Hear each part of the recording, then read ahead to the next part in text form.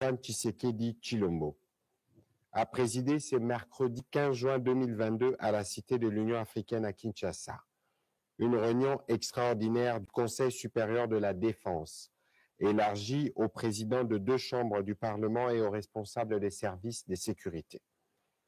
La situation sécuritaire à l'est de notre pays, particulièrement dans les territoires de Rutshuru, marqués par l'occupation et le pillage de la cité de Bunagana par le Rwanda, sous couvert des terroristes du M23, était au centre de cette réunion. Cet acte constitue une énième agression et une violation délibérée de l'intégrité territoriale de la République démocratique du Congo. Cette attitude belliqueuse du Rwanda procède d'une stratégie annoncée et programmée de troubler une nouvelle fois la paix et perturber la quiétude de nos paisibles et innocentes populations. La République démocratique du Congo est déterminée à défendre chaque centimètre carré de son territoire.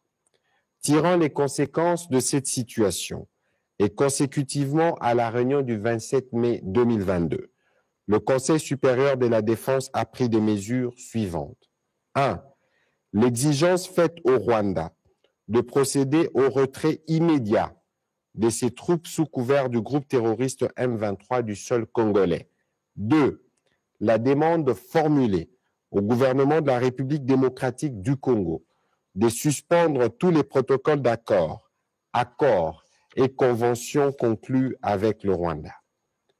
Par ailleurs, le Conseil supérieur de la défense salue les efforts de paix et de médiation engagés par le président João Lourenço de la République d'Angola dans le cadre de la conférence internationale sur la région de Grand Lac CIRGL et le président Uhuru Kenyatta de la République du Kenya dans le cadre de la communauté de l'Afrique de l'Est. Le Conseil supérieur de la défense a également salué la forte mobilisation patriotique de la population congolaise pour le soutien indéfectible à nos forces de défense et de sécurité. Il a en outre chargé les vice-premiers ministres, ministres de l'Intérieur, Sécurité, Décentralisation et Affaires coutumières et le commissaire général de la police nationale congolaise à prendre toutes les dispositions requises pour éviter la stigmatisation, la chasse à l'homme et tout autre acte de nature à troubler l'ordre public, l'unité et la cohésion nationale durant cette période.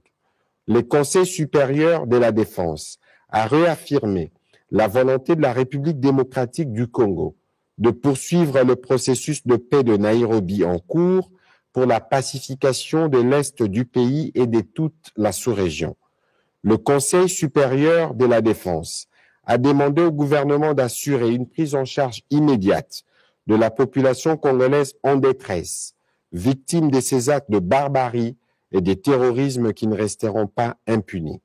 Enfin, le Conseil supérieur de la défense a encouragé le gouvernement de mettre davantage des moyens nécessaires à la disposition des forces de défense et de sécurité pour assurer la défense et l'intégrité du territoire national.